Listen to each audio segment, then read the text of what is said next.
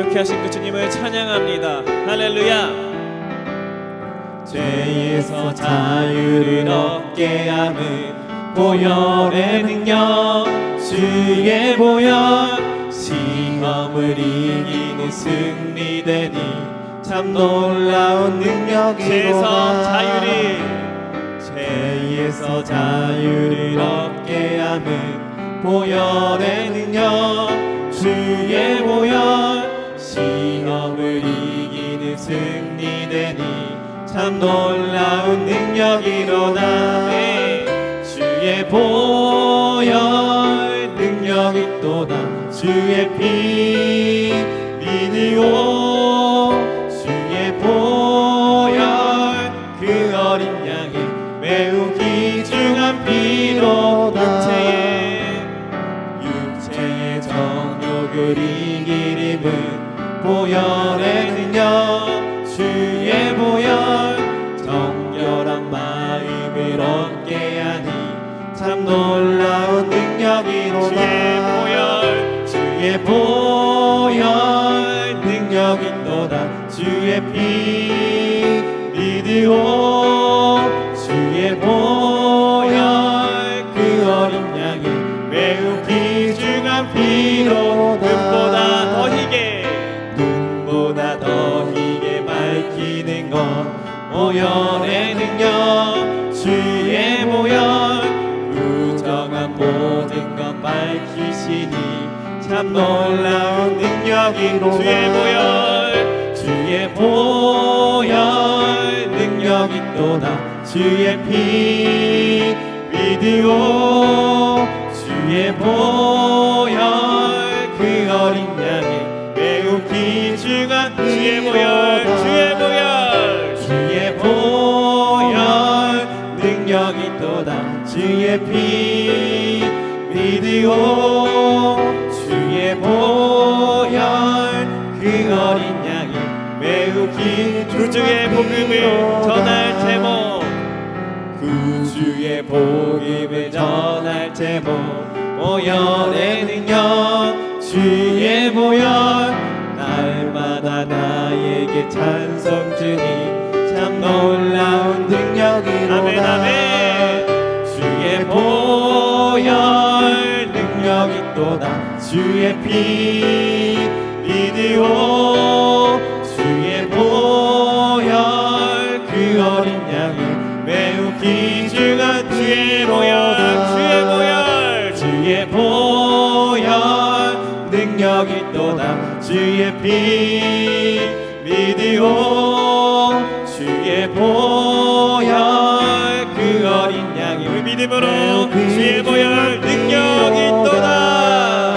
주의 보혈 능력이 또다. 주의 피 믿으오. 주의 보혈 그 어린 양 그 보혈의 능력을 믿습니다.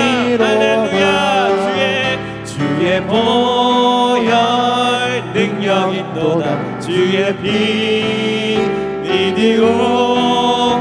주의 보혈 그 어린 양의 매우 귀중한 피로다. 그 보혈의 능력을 찬양합니다. 예수 그리스도를 찬양합니다. 할렐루야. 예수님께서 우리와 함께 하십니다. 그분이 우리와 함께 하십니다. 할렐루야. 내 영혼이 은총 입어 중환되지 벗고 보니 슬픔 많은 이 세상도 천국으로 와도 내 영혼이 은총 입어 중환되지 벗고 보니 슬픔 많은 이 세상도 천국으로 와 할렐루야 찬양하세 내 모든 죄 사함받고 주 예수와 동행하니 그 어디나 하늘나라 주의 얼굴 뵙기 전에 멀리 뵈도 하늘나라 내 맘속에 이루어지니 날로 가깝도다 할렐루야 할렐루야 찬양하세 내 모든 죄 사함받고 주 예수와 동행하니 그 어디나 할렐루야 찬양하세 할렐루야 찬양하세 내 모든 죄 사함받고 주 예수와 동행하니 그 어디나 하늘나라 높은 산이 거친 들이 조막이나 궁궐이나 내 주 예수 모신 곳이 그 어디나 하늘나라 할렐루야 찬양하세 내 모든 죄 사함받고 주 예수와 동행하니 그 어디나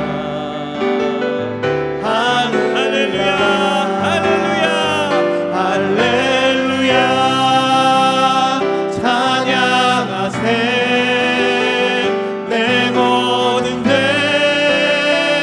사함받고 주 예수와 동행하니 그 어디나 할렐루야 찬양하세 아멘 할렐루야 찬양하세 내 모든 죄 사함받고 주 예수와 동행하니 그 어디나 하늘나라 주님 이 시간에도 예수님을 바라보기 소망합니다. 주님께 집중하고 주님께서 주시는 그 크신 은혜를 경험해서 주님 우리가 다시 그 힘을 얻길 소망합니다. 이 시간 함께하여 주시옵소서. 주님의 이름을 크게 한번 부르짖고 합심해서 기도하시겠습니다. 주여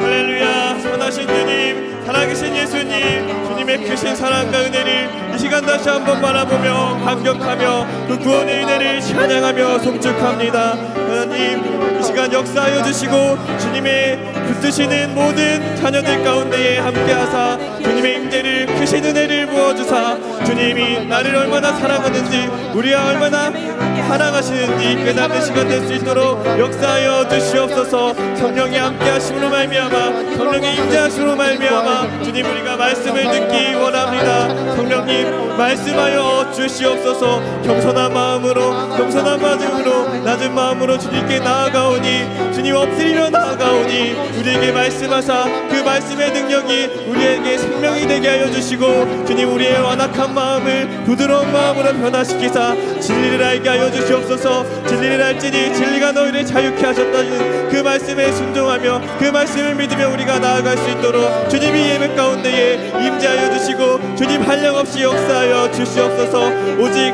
하나님만을 바라보며 경배하며 송축합니다. 예배의 주관자 되시며 우리의 통치자 되신 우리를 다스리시는 그 하나님 우리의 영혼을 주님께 맡겨드리오니 주님 이 시간에도 역사하여 주시옵소서.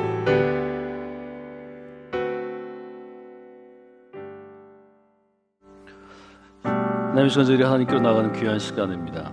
특별히 수요일 저녁 저희 믿음으로 나가는 귀한 시간 하나님 붙잡아 주시고 함께해 주시길 원합니다. 4월을 저희들이 지내면서 이제 마지막 주일 앞에 두고 있습니다. 하나님께서 함께 하셔서 사순절 후에 또 부활절 후에 맞이하는 저희의 한 주간의 삶이 복되고 아름다운 삶이 되게 하시고 또 주일에 저희들이 묵상한 것처럼 하나님께 나가는 첫 걸음은 갈급한 마음으로 나아가는 한 마리 사슴처럼 또 갈망하는 마음으로 하나님을 소망하는 귀한 마음으로 서는 저희들이 될 수 있도록 하나님 인도하여 주시옵소서. 수요일 저녁 함께하는 모든 성도들 또 함께 예배하는 모든 영혼들에게 하나님의 풍성한 은혜를 기대하며 나아갑니다. 하나님 도와주시옵소서. 하나님 함께하여 주시옵소서. 예수님의 이름으로 기도드리옵나이다.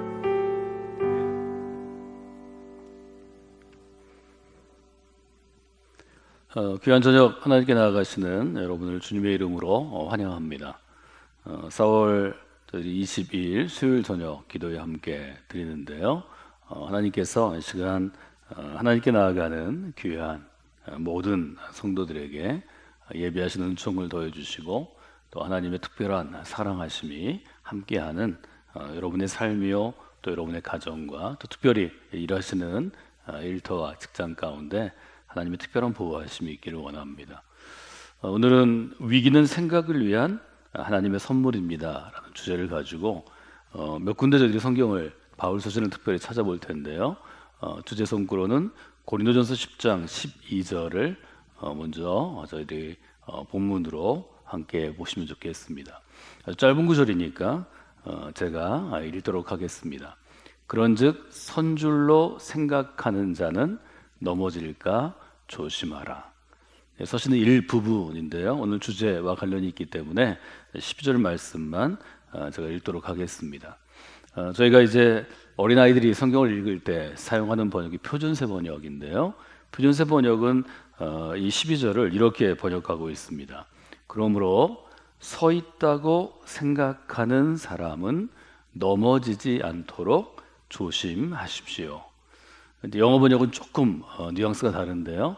우리 개역, 개정 번역이나 아니면 표준세 번역은 저희들이 좀 생각할 수 있는 주제를 초점을 맞출 수 있기 때문에 여러분들이 고린도전서 10장을 펴놓으시고 또 제가 인용하는 구절들 함께 보시면서 함께 나누시면 좋겠습니다. 승자효과라는 용어가 있습니다. 승자효과라는 용어를 어디다 쓸까 하는 생각을 한번 해보시면요, 이 승자효과는 그 일종의 용어의 근원이 기원이 운동 경기, 스포츠라고 볼 수 있겠습니다. 지금 이제 저희가 저희 나라뿐만 아니고 한국을 비롯해서 뭐 유럽의 모든 나라들, 또 미국, 캐나다, 또 중남미에 이르기까지 전 세계가 이제 코로나 우리가 19라고 불리우는 일종의 바이러스 때문에 전염성이 강한 질병 때문에 일상생활들을 다 제한받고 있습니다. 외출 금지한다든지 또 증상이 있으면 격리한다든지 아니면 아주 꼭 필요한 사회 기능 외에는 사회가 이제 멈춰 있는 이제 그런 국가들이 많이 있죠. 그래서 모든 스포츠 경기가 중단이 되었습니다. 그래서 한국에도 스포츠 경기만을 이제 방영하는 채널들이 아주 다수 있는데요.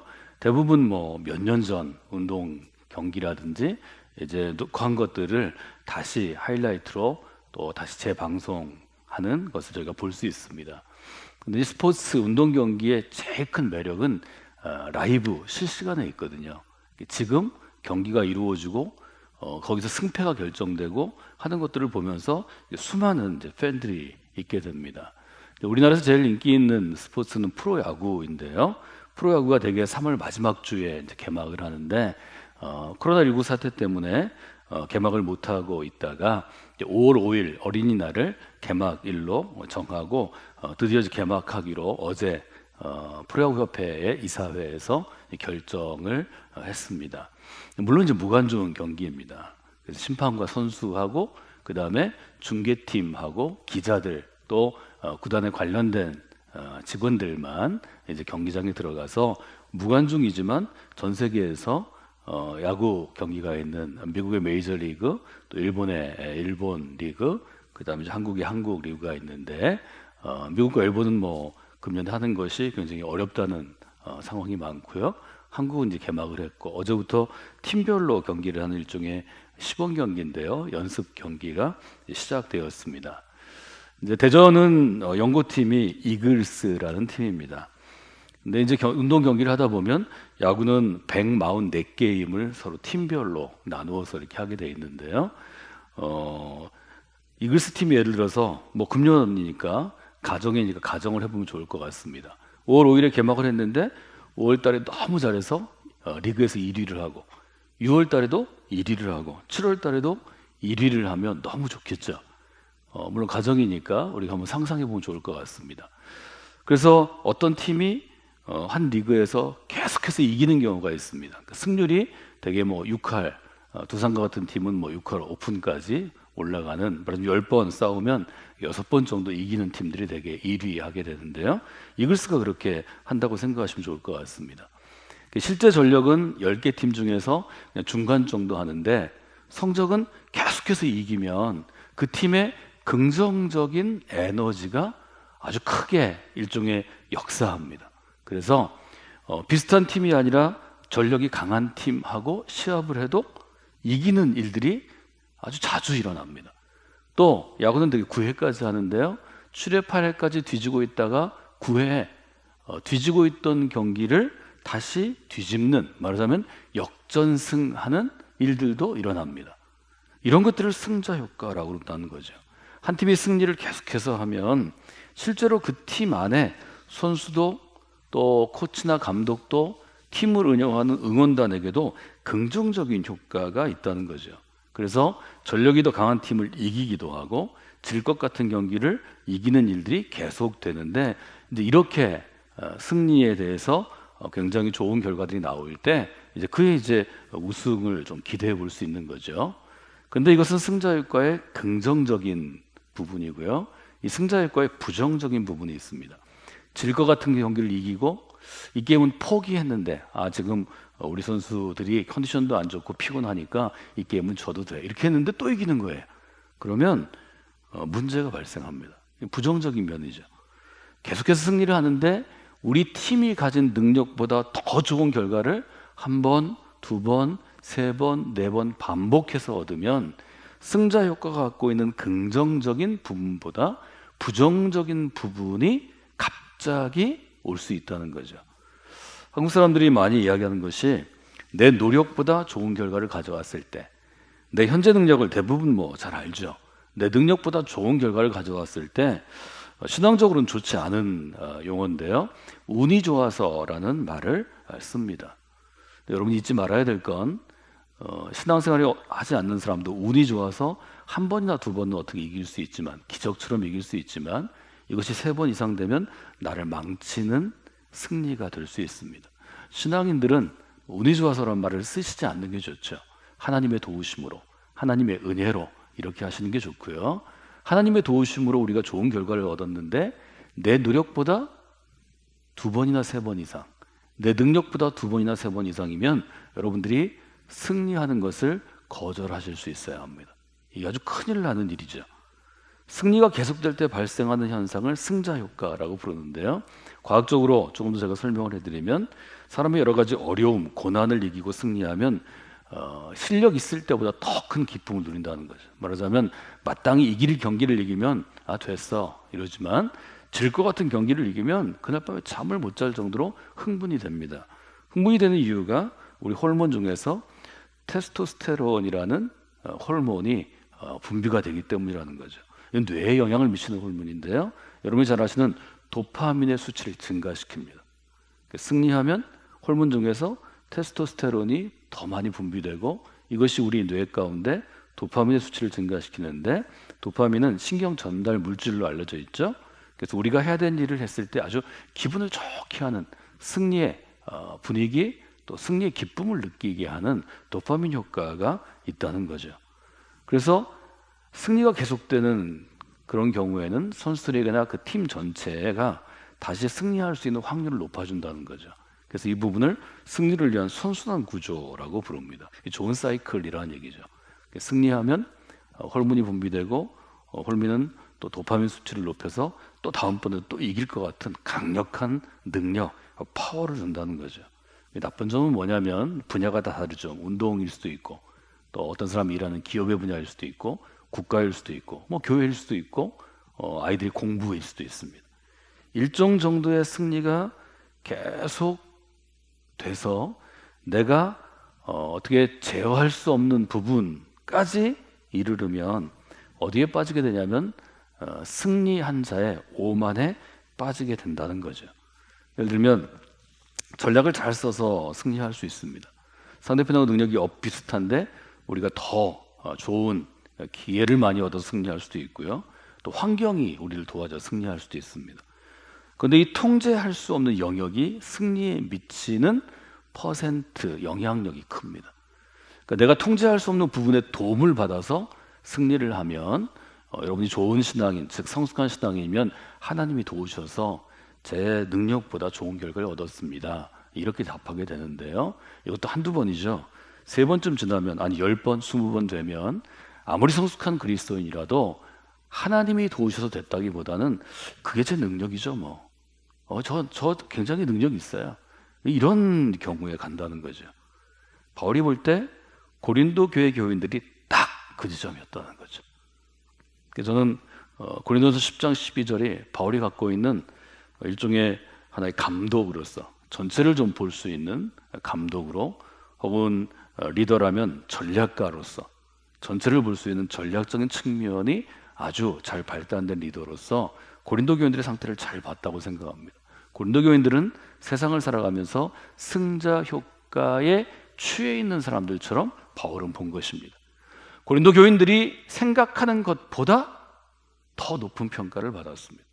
고린도 교인들이 헌신한 것보다 더 좋은 교인처럼 착각하는 효과가 있었습니다. 고린도 교인들이 스스로의 예절보다 더 매너 있는 사람처럼 보이게 되었습니다. 그런데 고린도 교인들은 그것들이 진짜 자기 실력, 자기 능력, 자기 현재라고 착각했다는 거죠. 그래서 바울은 얘기합니다. 서 있다고 생각하는 사람은 조심해야 합니다. 서 있는 사람이 그 다음에 해야 될 일은 또 서는 게 아닙니다. 넘어지는 것밖에 없습니다. 저는 바울이 굉장히 좋은 비유를 했다고 그렇게 생각합니다. 우리는 내 능력보다 좋은 결과를 얻을 때 처음에는 하나님께 감사하지만 이것이 한 번, 두 번, 1년, 2년 계속되면 스스로 착각합니다. 하나님의 능력이 아니라 내 능력이라고 이야기합니다. 한국교회 만연해 있는 지난 수십 년간 들어왔던 소위 말해서 간증하는 사람들이 사업을 해 성공했든 공부를 해 성공했든 정치를 해 성공했든 아니면 교회 같은 목회를 해 성공했든 자기 잘난 체를 얼마나 많이 하나요? 우리가 거기서 과연 자유로울 수 있나요? 저는 그렇게 생각하지 않습니다. 한국 교회가 만약에 마땅히 지불해야 할 불신앙의 대가가 있다면 우리는 그 점을 80년대, 90년대 뭐 조금 더 되면 21세기 전반까지의 아주 그 몇 년 동안 한 30년 정도의 부흥의 시기에 반드시 평가해야 될 일이라고 많은 목회자들이나 그리스도인이나 신학자들이 평가하고 있습니다. 여러분의 능력보다 좀 일이 잘 될 때, 여러분이 노력한 것보다 하나님이 더 좋은 열매를 주셨을 때, 그래서 적절하게 승자 효과에 빠져들 때 고린도 전서를 묵상하시면 좋습니다. 여러 부분에 바울이 얘기하는데 저는 오늘 고린도전서 10장 12절 아주 비유가 적절하기 때문에 여러분들이 기억하시도록 좀 도전합니다. 바울은 승자 효과에 빠진 고린도 교인들을 향해서 여러분이 이미 배불렀습니다. 뭐 이런 굉장히 극단적인 표현도 씁니다. 배부른 사람들이라는 거죠. 배부른 사람들은 배고프지 않기 때문에 더 이상 노력하지 않습니다. 더 이상 사냥하지 않습니다. 먹이를 쫓지 않습니다. 더 이상 앞길을 계획하고 자기를 평가하지 않습니다. 이 점을 우리가 볼 수 있는 거죠. 저희가 스태프들이 함께 읽었던 책이요, 한 3년 전쯤에 일취월장이라는 책이 저희 스태프들에게 제가 다 나누어 주고 함께 읽던 책이 있는데요, 이 책에서는 이 승자 효과를 설명하면서 승자 효과의 부정적인 면을 우리가 좀 극복하기 위해서 우리에게 좋은 방법이 있는데 반성적인 사고다, 이렇게 얘기합니다. 저희가 챕터별로 다 발제하듯이 세미나, 대원의 세미나 하듯이 발표하기도 하고 살펴봤는데요, 전 좋은 용어 선택이라고 생각합니다. 우리는 승리가 계속되면 좋을 것으로 생각하는데요, 내 노력보다 승리가 계속되거나 내 능력보다 그저 환경적인 어떤 면이 좋아서 내가 계속 승리를 하면 반드시 승자 효과에 빠지고, 승자 효과에 빠진 사람은 자만하고 오만하고 무모합니다. 여러분 잘 생각해 보시면 시편과 잠언에서 하나님이 제일 싫어하시는 것입니다. 우리가 실패할 때는 상황을 분석합니다. 실패 요인을 가려냅니다. 실패를 다시 맛보기를 원치 않는 것이 지혜로운 사람들의 아주 좋은 점이기 때문입니다. 그런데요, 성공을 한 다음에 내 노력보다 정말 운으로 성공했는데, 환경 때문에 하나님이 도우셔서 좋은 결과를 얻었는데 승리의 원인을 잘 분석하지 않았습니다. 승리한 다음에는 승리한 이유에 대한 보고서가 잘 나오지 않습니다. 내 노력보다 이때는 상대팀이 실수해서 작전 미스로 이겼으니까 냉정하게 대응해야 하는데, 그날 밤에 먹고 마시고 취하고 그 다음날 대패할 수 있습니다. 쉬운 일이 아닙니다. 바울은 지금 고린도 교회 교인들이 그 지점에 이르렀다고 판단하는 것입니다. 승자 효과 때문에 자기 인생을 망치거나 기업을 망치거나 국가를 망치거나 교회를 망친 예들은 수없이 많이 있습니다. 제가 몇 가지 예를 여기 적었다가, 오늘 수요일 저녁에 기도하는 날인데요, 부정적인 예는, 스토리는 들지 않아야 되겠다 싶어서 제가 여러분에게 예를 들지는 않겠습니다. 여러분 자신의 예를 들으십시오. 여러분 주변에 여러분이 잘 아는 누군가가 승자 효과에 빠져서 그 인생에서 굉장히 큰 어려움, 낭패, 실패를 경험한 분들을 여러분이 기억하실 수 있을 것입니다. 오늘 우리에게 주어진 주제는 어떤 것인가 하면, 그리스도인이 이 승자 효과에 빠지지 않으려면 어떻게 해야 될까 하는 질문입니다. 오늘 수요일 저녁이기 때문에 제가 좀 더 자유롭게 여러분과 이야기를 나누면 좋을 것 같습니다. 그래서 오늘은 제가 본문 한 구절, 10절에서 15절 정도를 택해서 그 본문의 교훈을 뽑아내는 것이 아니고, 바울서신 전체에서 승자 효과에 빠지지 않기 위해서 사도 바울이 각 교회에게 조언했던 몇 가지 조언들이 있습니다. 첫째로 승자 효과에 빠지지 않으려면 첫째는 이렇게 기억하시면 좋겠습니다. 매일 자기 마음을 새로 디자인하는 것입니다. 말하자면 새로운 마음을 품고 새로운 출발, 뉴 비기닝 하는 것입니다. 어제의 승리를 내려놓고 어제의 승리를 잊고 오늘 새롭게 출발하는 것입니다. 쉽지 않은 일입니다. 예를 들어서 우리가 선거도 있었고요, 또 지금 이 코로나 바이러스에 대해서 대처하는 국가들의 위기관리 능력도 저희가 보고 있는데요, 지난번에 승리한 팀이, 지난번에 승리한 어떤 사람이, 지난번에 승리한 국가가 그 다음 게임에서, 그 다음 선거에서, 그 다음 어떤 위기에서 승리하는 건 아닙니다. 바울은 로마서에서 복음을 실천하는 생활에 대해서 아주 분명하게 우리 교훈을 주죠. 로마서 1장으로부터 11장, 로마서 첫 번째 부분은 복음의 원리 편이라면 12장부터 마지막 부분, 인사말 있는 16장까지는 복음을 어떻게 실천하는가의 문제입니다. 복음을 실천하는 12장 1절, 2절을 설명할 때 바울은 굉장히 중요한 복음의 실천, 즉 그리스도인이 생활 가운데 실천해야 될 부분에 대해서 아주 실제적인 교훈을 주죠. 2절은 이렇게 시작하죠. 여러분, 이 세대를 본받지 마십시오. 이 세대를 따라하지 말라는 거죠. 본받다는 건 뭐냐면 따라잡는 것입니다. 따라하는 것입니다. 흉내내는 것입니다. 이 세대를 흉내내지 말고 오직 마음을 새롭게 함으로 변화를 받아야 합니다. 그래서 이 세대를 흉내내지 말고 하나님의 뜻을 분별하는 것이 중요합니다. 아주 굉장히 중요한 얘기를 했죠. 우리가 한국교회에 특별히 중요한 전통 중에 하나는 우리 저녁에 하는 수요일 저녁 기도회도 있지만 매일 새벽 기도회가 있는 것입니다. 전 세계 국가 중에 이것을 따라할 수 있는 어떤 국가의 교회나 교단은 없습니다. 이것은 한국 교인들에게 주신, 한국의 그리스도인들에게 주신 아주 한국적인 아주 큰 통로라고 볼 수 있습니다. 새벽 기도를 하는 이유는 새벽 기도회를 100일, 3년 출석 도장을 찍어가지고 나는 3년 동안 하루도 안 빠먹고 새벽 기도한 사람이야, 이런 자랑을 하기 위한 게 아닙니다. 매일 새벽을 나오든 일주일에 한 번을 나오든 두 번을 나오든 아니면 사업이 망해서 나오든 아파서 나오든 새벽에 하나님께 나온 사람에게 새벽의 첫 마음, 하나님이 주시는 깨끗하고 새로운 마음을 담고자 하는 한국의 그리스도인들이 아주 간절한 갈망입니다. 지난주에 저는 여러분에게 우리가 다음 주 26일에 중단됐던 예배를 다시 함께 드리면서 첫 걸음은 갈망하는 것이라고 말씀드렸습니다. 신앙은 갈망하지 않으면 그것은 머물러 있는 것이 아니라 퇴보하는 것입니다. 히브리서를 통해서 아주 분명하게 초기의 그리스도인들은 우리에게 얘기했죠. 물러서지 마세요. 그 자리에 있는 것은 물러서는 것입니다. 신앙은 물러서지 않는 것입니다. 저는 이것이 굉장히 중요한 신앙의 자세라고 말씀드렸습니다. 매일 마음을 디자인하는 것은 그리스도인이 해야 됩니다. 새벽에 교회에 나와서 새벽 기도를 하는 사람이 점점 줄어들죠. 제가 어린 시절을 돌이켜보면 70년대보다 80년대보다 90년대보다 그리고 21세기를 맞이해서 지금 이제 벌써 2020년, 내년이면 2021년으로 지나가는데요, 점점 줄어들 것입니다.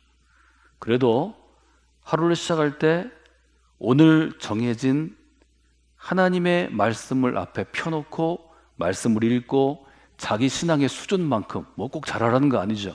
읽을 수 있으면 읽고 더 깊이 묵상할 수 있으면 쓰고 더 뭐 예를 들어 신학교에서 교육받은 것처럼 본문을 주의하는 능력이 있으면 더 깊이 보고 앞으로 설교해야 될 사람이면 그 본문을 가지고 설교를 작성해보고, 이런 과정들은 개인마다 다 다르겠지만 하루를 말씀을 읽고 말씀대로 살려고 결단하고 말씀대로 살겠다고 결단하면서 기도로 하나님께 고백하고 시작하는 사람과 그렇지 않은 사람은 그 매일이 다를 수밖에 없습니다. 저희 교회에서 매일 묵상하는 묵상집을 일부러 발행하고 있습니다. 쉬운 일이 아니고 굉장히 많은 예산이 들어가는 일이고 여기에 맞추어서 설교자들이 설교를 준비합니다. 뭐 이렇게 하지 않아도 쉽게 할 수 있는 방법들이 있습니다. 이미 매일 묵상집을 발행하고 있는 출판사와 계약을 맺어서 저희 교회 이름 프린트하고 표지 만들고 저희 교회 페이지를 만들면 됩니다. 왜 그렇게 할까요? 그것은 저희 교회가, 성광교회가 여러분에게 부끄럽지 않은 일종의 신앙의 샘물이 되기를 원하는 것뿐입니다.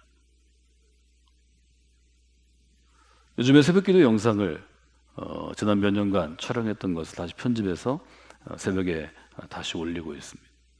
매일 새벽 교회에서 여러분과 함께 드리는 기도는 아니지만 주로 제가 한 설교를 다시 새벽에 일어나는 대로 찾아 들으면서 성광교회 믿음의 공동체를 인도해 주신 하나님의 손길을 매일 다시 한번 고백합니다. 지나온 시간들을 돌아보게 됩니다. 또 예를 들어서 설교했던 시점이 5년 전이라면, 3년 전이라면, 2년 전이라면 제가 그리스도인으로서, 한 사람의 설교자로서, 또 한 사람의 목회자로서 어느 지점에서 어느 만큼 성장하고 다듬어지고 변화됐는가를 스스로 한번 돌아볼 수 있습니다. 여러분, 새벽기도에 나오는 것, 안 나오는 것 다 중요합니다. 그러나 매일 새벽 정해진 본문을 읽고 묵상하고 하루를 사는 그리스도인과 그렇지 않고 대충 사는 그리스도인은 다를 수밖에 없습니다. 결정은 여러분 자신이 하는 것입니다. 누가 해주지 않습니다. 누가 체크하지 않습니다. 여러분 자신이 어떤 그리스도인을 살 것인가, 이것은 여러분의 몫입니다. 이것은 교회의 몫이 아닙니다. 이것은 여러분을 지도하는 목사의 몫이 아닙니다. 이것은 나 자신의 몫입니다. 정신을 차려야 합니다. 정신 차리지 않고 좋은 그리스도인이 되는 경우를 저는 한 번도 보지 못했습니다. 그건 저 자신도 마찬가지고 여러분도 마찬가지입니다. 인간은 매일 마음을 새롭게 디자인하고 세워가지 않고는 이 땅에 어떤 사람도 죄인 아닌 사람은 없는 것입니다. 바울은 로마서를 통해서, 갈라디아서를 통해서 우리에게 도전합니다. 이 세상에 의인은 한 사람도 없습니다. 이것은 바울의 고백이 아니라 율법의 고백이고, 이것은 주님의 가르침이고, 이것은 하나님이 우리에게 주시는 교훈입니다. 매일 마음을 하나님을 갈망하면서 새롭게 디자인하지 않으면 우리는 죄 아래 있는 사람들입니다. 이 점을 우리가 마음에 두고 살아가야 합니다. 둘째로, 어떻게 하면 우리가 승자 효과에 빠져서 넘어져 있는데도 불구하고 서 있다고 착각하지 않을 수 있을까요? 바울은 여러 번 얘기했는데요, 특별히 빌립보의 교인들을 향해서 이렇게 얘기합니다. 생각할 만한 것을 생각하는 그리스도인으로 살아가라는 것입니다. 빌립보서 4장 8절은 뭐 아주 유명한 구절이죠. 끝으로, 서신의 끝에 얘기합니다. 형제들이여, 무엇에든지 참되고 경건하고 옳고 정결하고 사랑받을 만하고 칭찬받을 만하고 덕이 있고 기림이 있든지, 이건 뭐 예를 든 거고요. 중요한 것은 저는 마지막 권면이라고 생각합니다. 이 모든 것들을 생각하십시오. 여기서 얘기하는 것들은 참된 것, 경건한 것, 옳은 것, 정결한 것, 사랑받을 만한 것, 칭찬받을 만한 것, 덕이 있는 것. 말하자면 교회 공동체에서 소중하게 생각할 수 있는 가치들을 생각하라는 것입니다. 교회 공동체를 세우신 예수 그리스도께서 소중하게 인정하실 수 있는 것들을 생각하라는 것입니다. 이것들을 생각하십시오 할 때, 이것들을 생각하라는 헬라어의 단어와 문법 자체는 어떻게 번역할 수 있나요? 표준세 번역은 이렇게 번역하죠. 이 모든 것을 여러분은 골똘하게 생각하십시오. 골똘하게 생각하자는 건 무슨 이야기인가요? 가볍게 생각하지 말라는 것입니다. 무겁게 생각하라는 것입니다. 집중해서 생각하라는 것입니다. 가치를 두고 생각하라는 것입니다. 중요하게 생각하라는 것입니다. 소중하게 생각하라는 것입니다. 어떻게 우리가 마음을 변화시킬 수 있습니까? 가치 있는 것들을 생각할 때 마음이 변화됩니다.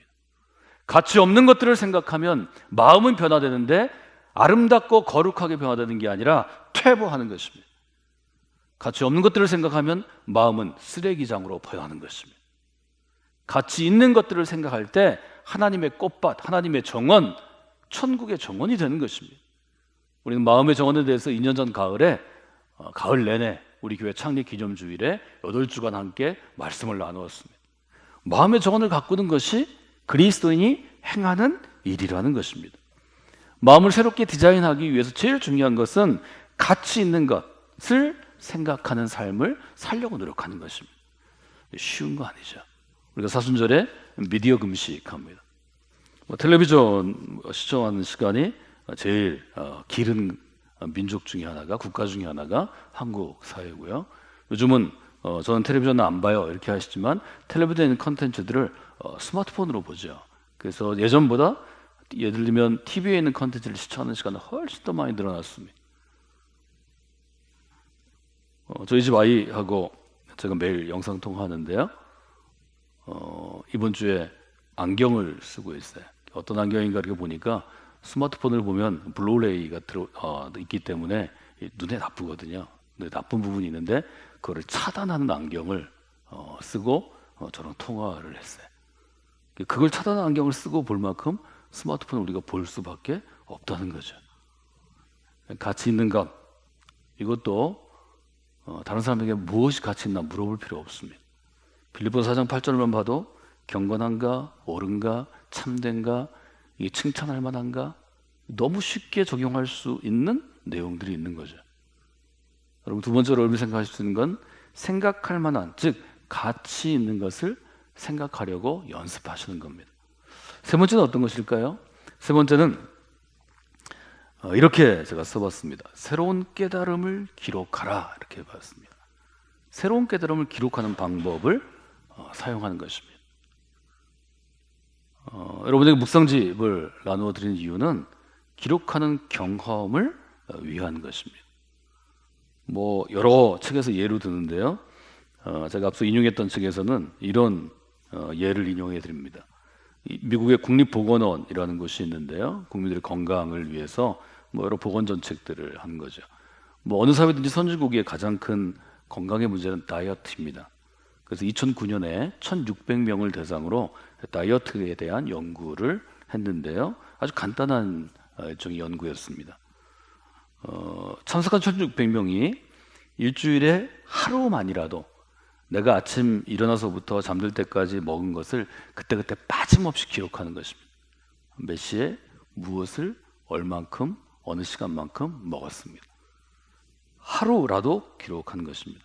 처음에는 힘들어했지만 참가자들이 자신이 하루 종일 먹은 음식들을 기록하기 시작했습니다. 6개월 관찰하는 실험이었다고 그래요. 6개월 후에 놀라운 일이 나왔습니다. 관찰 실험은 똑같죠. 음식 일기를 꾸준히 기록한 그룹과 그렇지 않은 그룹을 나눠 놓고 체중의 감량이 어느 그룹에 많았나 이걸 측정해 보는 거죠. 데이터를 분석하는 거니까요. 연구진이 요구한 것은 어떤 음식을 먹어라, 음식을 먹은 다음에 운동해라, 음식 먹은 다음에 바로 잠들지 말아라, 이런 얘기를 하는 게 아닙니다. 그냥 뭘 먹든지 어떤 삶의 패턴으로 살아가든지 아니면 운동을 하든지 말든지 음식만 기록하라는 것이었습니다. 그런데 음식을 꾸준히 기록한 그룹이 그렇지 않은 그룹보다 2배나 많은 체중이 감량이 됐다는 거죠. 아무것도 안 했는데. 먹는 대로 먹고 운동하는 대로 운동하고 운동하는 사람은 안 하고 사는 데는 변화가 없는데 기록만 6개월 했는데 변화가 있었다는 거죠. 그 이유가 무엇인가? 이분들이 발표한 거에서 보면 참가한 1,600명들이 자기가 매일 먹는 것을 먹을 때마다 기록하면서 자기의 모습을 돌아보게 되었다는 거죠. 우리가 쓰는 말 중에 민낯이라는 표현이 있습니다. 그래서 이제 화장하지 않거나 가꾸지 않았는데 민낯을 보는 거 굉장히 어려워하죠. 그래서 요즘에 청년들이나 젊은 세대들은 머리 안 깎고 오면 교회 올 때 모자 쓰고 옵니다. 그래서 저희가 안내위원들이 모자 벗으세요 이런 말 못하게 합니다. 모자 쓰고 예배 보는 게 낫지 모자 벗고 기분 나빠서 신앙생활을 그만두면 어떡하겠어요. 모자 쓰고 보라 그럽니다. 아마 이제 지금 마스크가 생활화 됐는데요. 화장 안 하면 마스크 쓰고 오지 않을까요? 저는 그렇게 생각합니다. 스스로 자기의 민낯을 보게 됐다는 거죠. 내가 일어나자마자 아침과 점심 사이에, 점심과 저녁 사이에, 저녁과 취침하기 전에 얼마나 먹고 또 어떻게 살아가는가. 말하자면 음식만을 기록했는데 나중에 보니까 하루의 기록지가 된 거죠. 그래서 이런 소감을 남겼다고 합니다. 한 분의 소감인데요. 시간이 좀 지나가자 음식 일기가 제 머릿속으로 들어왔습니다. 그 다음부터는 식사에 대해서 달리 생각하게 되었습니다.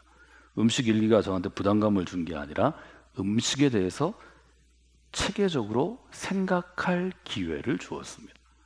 저는 저 소감문을 읽다가 생각할 기회에다가 제가 늘 책 읽을 때 중요한 건 붉은 펜으로 표시하는데요. 붉은 펜으로 표시하고 동그라미 치고 별표 치고 옆에 다시 썼습니다. 생각할 기회가 중요하구나. 우리가 살아가는데 24시간 7일 우리 마음대로 살아갑니다. 여러분 교회 오시는 시간이 얼마나 돼요? 주일에 한 번 오시는 분은 1시간 와 있는 겁니다. 삶을 변화시킬 수 있을까? 많은 사람들이 얘기하죠. 주일에 1시간 예배 드리는 것으로는 삶을 변화시키지 못한다. 저는 생각을 달리하게 됐습니다. 주일에 1시간만 여기 앉아 있어도 7일 동안 24시간 자기 마음대로 살아도 세상의 영향력을 받아도 그 1시간 동안은 생각할 수밖에 없습니다. 나는 왜 이 예배의 자리에 있는가? 나는 왜 그리스도인이 되었는가? 나는 왜 지금 이 자리에 앉아서 목사님이 성경을 붙잡고 열정적으로 피를 토하듯이 얘기하는 저 소리에 귀를 기울이고 있는가? 나는 우리 아이들에게 왜 신앙을 권하는가? 내 아버지는 내 어머니는 왜 이것을 나에게 신앙의 유산으로 아니라 삶의 유산으로 넘겨주었는가? 생각하면 인간은 변화한다는 것입니다. 이것이 중요한 것입니다. 예배에 어떤 옷을 입고 어떤 시간에 와서 뭘 하고 이런 형식이 중요한 것이 아닙니다. 예배는 하나님 앞에 우리가 맨 정신으로 서는 것입니다. 민낯으로 서는 것입니다. 예배를 소홀히 하는 자는 절대로 그리스도인이 될 수 없습니다. 누구도 예배의 가치를 훼손할 수 없는 것입니다. 그래서 예배가 중요한 것입니다. 어떤 의자에 앉아 어떤 악기 연주를 듣고 어떤 설교자가 설교를 하고 이것 때문에 중요한 것이 아닙니다.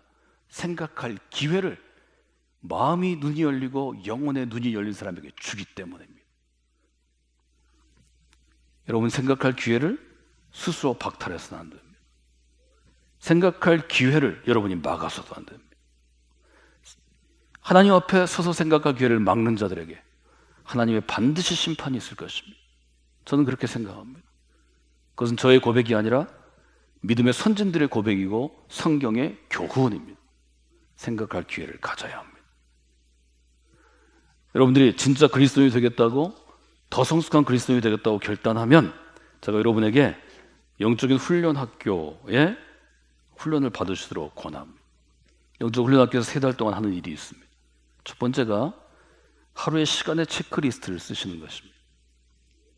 하루를 15분 단위 혹은 30분 단위로 나누어서 은퇴할 무렵이 다 온 60대 후반의 장로님도 제가 35살부터 제자훈련 허락하는데요, 35살의 젊은 집사도 15분간 시간 체크리스트를 씁니다. 3달 동안만 내 시간이 직장에서, 가정에서, 개인적으로, 신앙적으로 어떻게 사용하고 있나를 기록하면 그 사람의 삶이 변화됩니다. 저에게 스텝으로 오면 젊은 신학생들에게 제가 2006년부터 10년 가까이를 이 훈련을 시켰습니다. 그랬더니 잘못 얘기했더니 소문이 잘못 나서 감리교의 우리 신학교에서 성광교회에는 지원을 하는 게 좋지 않다, 가면 죽는다, 이런 소문이 나서 제가 시간 체크리스트 체크하는 걸 제가 중단했습니다. 시간 체크리스트도 중요한 것은 내 인생의 민낯을 보이기 때문입니다. 신앙은 거기서부터 출발합니다. 2월 26일 사순절이 시작된 성회 수요일 특별 예배부터 저희가 함께 모이지 못해서 9번째 주간을 지나고 있습니다. 코로나 바이러스는 전염력이 강한 것이기 때문에 실내에서 함께 많은 사람이 모여서 보는 이 예배가 전염될 수 있습니다. 국가의 요청에 따라서 저희가 8주간 주일 예배도 닫고 온라인 예배로 저희가 전환한다고 하지만 온전할 수는 없는 것입니다. 다음 주에는 저희가 다시 모이는 예배로 시작합니다. 첫 예배부터 신앙에 대해서 깊이 있게 생각할 기회가 되시기를 바랍니다. 생각할 기회를 하나님이 주시는 것입니다. 한국교회가 선교사로부터 복음이 전해지고 최초의 한국교회가 세워지고 지난 이 수많은 시절을 보내면서 주일 예배를 전국의 모든 교회가 드리지 못한 때는 없었습니다. 규모에 따라 상황에 따라 다르지만 저희처럼 주일 예배에 모여서 드리지 않는 것이 한국교회의 덕이 되겠다고, 바울의 가르침처럼 신앙의 덕을 세운 것이라고 중단한 교회들은 그 점에 대해서 아주 깊이 생각할 기회가 있었습니다. 예수님은 탁월한 율법 교사였습니다. 신앙의 선생님이었습니다. 영적 스승이었습니다. 예수님은 그냥 제자들을 훈련하시지 않았습니다. 저 여기저기 인용하면 설교의 주제가 흐트러질까 봐 읽지 않았지만 복음서에 보면 예수님은 언제나 가르치시고 설교를 하시든지 비유를 들어 말씀하시든지 스토리를 말씀하시고 이 뜻이 뭐냐 물어봅니다. 마태복음 21장 28절에 보면 이렇게 이야기하셔. 너희 생각은 어떠냐? 물어보십니다. 어떤 사람에게 2 아들이 있었는데 맏아들한테는 너 포도원에 가서 일해라. 그리고 이야기를 시작하십니다. 너희 생각은 어떠냐? 현대적으로 우리가 쓰면 이렇게 하죠. 넌 어떻게 생각해? 예수님 물어보십니다. 이 시간에도 예수님 물어보시는 것입니다. 너 어떻게 생각해? 넌 지금 서 있다고 생각하니? 잘 서 있어? 물어보시는 것입니다. 예수님 강압적으로 훈육하는 교사가 아닙니다. 예수님이 훈육하는 제자들에게, 청중들에게 반드시 그 마음과 생각과 뜻을 물어보십니다. 너는 어떻게 생각하니? 너 어떻게 해석하고 싶어? 그것이 대화입니다. 이렇게, 그것은 명령입니다. 예수님은 우리가 대화하기를 즐기시는 영적 스승이십니다. 제자한테 물어보시죠. 생각을 물어보셔요. 여러분이 주일의 예배를 소중하게 여겨야 되는 것은 그 한 주간 주님께서 여러분에게 생각할 기회를 주시고 생각을 물어보시기 때문입니다. 야, 코로나19 때문에 우리가 온라인 예배를 전환하는 것, 교인들 교회 모이지 않게 문을 닫는 거 어떻게 생각해? 야, 코로나19 때문에 우리가 어린이 사역을 어떻게 해야 될까? 애들 그냥 놔둬야 되나? 청소년들은 어떡하지? 온라인으로 유튜브로 예배드릴 수 없는 우리 노인들은 어떡하지? 예배 시간에 계속해서 하나님 질문하시는 것입니다. 예수 그리스도는 질문하시는 것입니다. 우리의 대답은 다 다를 수 있습니다. 우리의 신앙의 수준이 다르고 훈련된 정도가 다르고 무엇보다 하나님께 헌신한 헌신의 정도가 다릅니다. 내가 서 있는 신학적인 위치가 다릅니다. 신앙의 배경이 다릅니다. 대답이 같을 필요는 없습니다. 저는 질문 앞에 서는 것이 중요하다고 생각합니다. 예수 그리스도의 질문 앞에 서는 것, 그것이 저는 신앙이라고 고백합니다. 그리스도인이 된다는 것은 예수 그리스도 앞에 서서 그분의 질문을 받는 것입니다. 대답을 할 수도 있고 못할 수도 있습니다. 예수님께서 흡족하신 대답을 올려드릴 수도 있고 예수님이 실망하실 만한 대답을 할 수도 있습니다. 그러나 그분은 실망하시지 않습니다. 물어보시고 답했다는 것, 즉 저의 반응 때문에 기뻐하십니다. 저는 그것이 바른 신앙의 길이라고 배워왔고 여러분에게 계속해서 전하고 있습니다. 성공교회가 어떤 교회가 되기를 원하느냐? 주님이 물어보신다면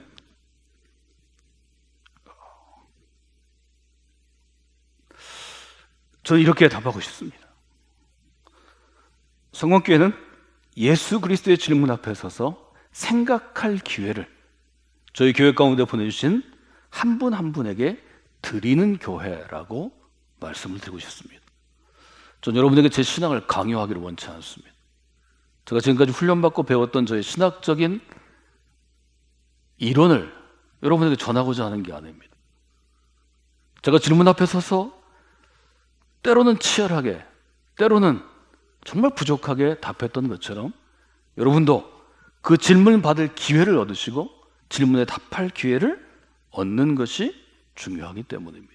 스토리는 간단하죠. 한 아들은 주님이 아버지가 얘기하자마자 제가 갈게요. 아버지 걱정 마세요. 그리고 딴 데 나가 놀았어요. 한 아들은 아버지 앞에서는 싫어요. 나 가기 싫어요. 그런데 그것이 가책이 돼서 어떤 이유 때문인지 가서 혼자 일했어요. 예수님 물어보십니다. 31절. 야, 이 두 아들이 있다. 이 두 아들 중에 누가 아버지의 뜻대로 행했을까? 답은 너무 간단하죠. 답은 너무 간단하지만 예수님이 그것을 강제하지 않습니다. 유대인이 이야기를 들었다면 얘기하겠죠. 그래도 아버지 앞에서 예한 사람이 더 낫죠. 사정이 있어서 가서 일을 안 했겠죠. 그러나 죄인 된 사람들, 아버지 뜻을 거절해 본 사람들, 집에서 가출해 본 사람들, 아버지 속썩인 사람들을 얘기하겠죠. 이해하는 것도 중요하지만 실제로 일한 이 작은 아들의 마음도 중요합니다. 둘 다 중요한 거죠. 예수님은 그렇게 물어보시는 것입니다. 예수님이 얘기하시죠. 내가 진실로 너희에게 얘기하는데 아버지 앞에서 노우했던 세리와 창기들이 너희보다 먼저 하나님 나라에 갈 것이다. 이때 너희는 물론 유대인들을 의미하는 것입니다. 생각이 열리고 그 생각이 예수님의 가르침이 더해지고 듣는 사람들이 믿음으로 받아들일 때 한 걸음 더 십자가 앞으로 나아갈 수 있습니다. 저는 여러분에게 생각이 신앙에 성숙하는 문을 여는 열쇠라고 말씀드렸습니다.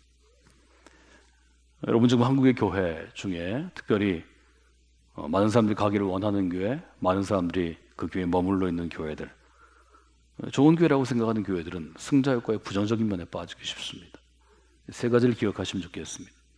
승자효과의 부정적인 면에 빠지지 않기 위해서는 매일 마음을 새롭게 디자인하셔야 합니다.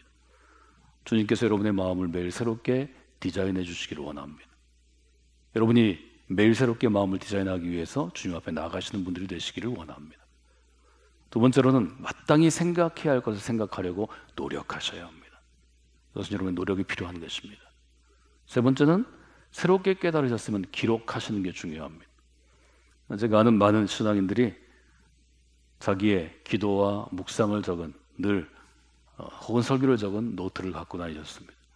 지금 제가 그것을 여러분에게 강요하기는 어려울 것 같습니다. 그래도 기록하실 때 제일 좋은 건 여러 군데를 찾아보지 않으려면 성경에 쓰시는 것입니다. 성경에 메모하는 것도 괜찮습니다. 아니면 요즘에 여러분 스마트폰 앱에 보시면 성경을 읽고 메모하는 메모가 기능이 다 있습니다. 메모하셔야 합니다. 그 메모가 모여서 묵상이 되고 좋은 묵상이 모여서 정말 좋은 설교를 만드는 것입니다. 이 자리에 우리 신학생들과 목회자들이 함께 예배드리고 있는데요, 여러분 평생 그렇게 사셔야 합니다. 때를 어떤지 못하든지 아침이든 저녁이든 밥 먹는 자리든 앉아 공부하는 자리든 뭐 노는 자리든 운동하는 자리든 생각나면 메모하셔야 합니다. 그 메모들이 쌓여서 그 목사님을 생각할 때 평생에 남는 설교가 몇 편 남는 것입니다. 저는 그것이 설교자로서 혹은 목회자로서 가장 영예로운 삶이라고 생각하고 또 영예로운 흔적이라고 생각합니다. 여러분 모두에게 이런 귀한 은혜가 있기를 원합니다. 다음 주 저희들이 26일 예배 함께 할 때 여러분 모두에게 하나님께 생각할 기회 주시기를 원합니다. 그 생각할 기회 가운데 아주 정직하게 답하는 여러분이 되시기를 주님의 이름으로 축원해 드립니다. 이 시간 우리 함께 기도하기 원합니다. 오늘 함께 나눈 말씀 통해서 우리 세 가지 기도하면 좋겠습니다. 하나님, 바울이 얘기한 것처럼 제가 선자로 넘어지는 자가 되기를 원치 않습니다. 매일 마음을 새롭게 디자인하게 하여 주시옵소서. 마땅히 생각해야 할 것을 생각해 하여 주시옵소서. 또 새로운 깨달음을 기록하며 매일매일 더 지혜로워지고 더 성숙해지는 그리스도의 사람으로 서게 하여 주시옵소서. 하나님 은혜가 여러분과 함께 하실 것입니다. 우리가 기도하기 원합니다. 하나님 함께 하시니 감사합니다. 하나님 은혜 가운데 나아가 하나님 우리의 마음을 새롭게 디자인한 저희 될 수 있기를 원합니다. 하나님 마음을 새롭게 함으로 하나님 은혜 가운데 성겁게 속한 아버지 한 사람 한 사람 믿음의 사람들을 붙잡아 주시고 하나님 은혜 가운데 나아가게 하시고 믿음으로 나가 저희 될 수 있도록 하나님 도와주시옵소서. 하나님 함께하여 주시옵소서. 하나님 역사하여 주시옵소서. 하나님 도와주시옵소서. 하나님 은혜를 기대하며 나아갑니다. 하나님 은총을 기대하며 나아갑니다. 하나님 붙잡아 주시옵소서. 믿음 가운데 나간 자리 되게 하시고 믿음으로 승리한 자리 될 수 있도록 아버지 우리를 붙잡아 주시옵소서. 아버지 우리와 함께하여 주시옵소서. 아버지 우리와 함께하여 주시옵소서. 아버지 우리와 함께하여 주시옵소서. 하나님 은혜와 역사 가운데 나간 자리 될 수 있도록 아버지 붙잡아 주시고 함께하여 주시옵소서. 하나님의 뜻을 구하며 나아갑니다. 하나님의 은혜를 구하며 나아갑니다. 아버지 붙잡아 주시옵소서. 하나님 내가 앞에 사랑 가운데 나간 자리 믿음 가운데 나간 자리 되게 하셔서 믿음으로 승리한 자리일 수 있도록 아버지 붙잡아 주시옵소서. 아버지 같이 해주시기를 원합니다. 하나님 함께 해주시기를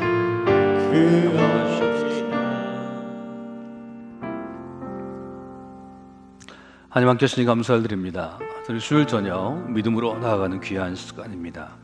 하나님 성경에 속한 모든 영혼들에게 함께 하셔서 고린도 교회 교인들이 실수했던 것처럼 손질로 생각해서 실제로는 넘어지는 자가 되는 것을 저희가 다시 한번 경계하며 나아갑니다. 승자권에 빠지지 않는 그리스도인이 되기 위해서 매일매일 마음을 새롭게 디자인하는 묵상과 또 삶의 역사가 우리 가운데 있기를 원합니다. 생각할 때 주님 보시기에 가치 있는 것들, 생각할 만한 것들을 생각하는 훈련으로 우리의 마음을 새롭게 하여 주시옵소서. 또 새로운 깨달음을 저희들이 얻을 때 기록하며 그 기록이 우리의 가슴 속 귀한 마음의 비에 새겨져서 우리의 삶을 더 성숙하게 하고 우리의 신앙을 더 지혜롭게 하는 믿음의 교훈이 될 수 있도록 하나님 역사하여 주시옵소서. 이제는 우리 사랑하시는 예수 그리스도의 은혜와 우리 가운데 함께 하시는 아버지의 사랑하심과 우리 함께 일하시며 동행하시며 역사하시는 성령의 감화 감동하시는 은총과 교통하심이 이제 이 시간 예배하는 모든 성도들 위해 특별히 성광교회 믿음의 공동체 가운데 보내주신 모든 영혼들 위해 이들이 행하는 걸음걸음마다 지금부터 영원까지 함께하옵시기를 간절히 축원하옵나이다.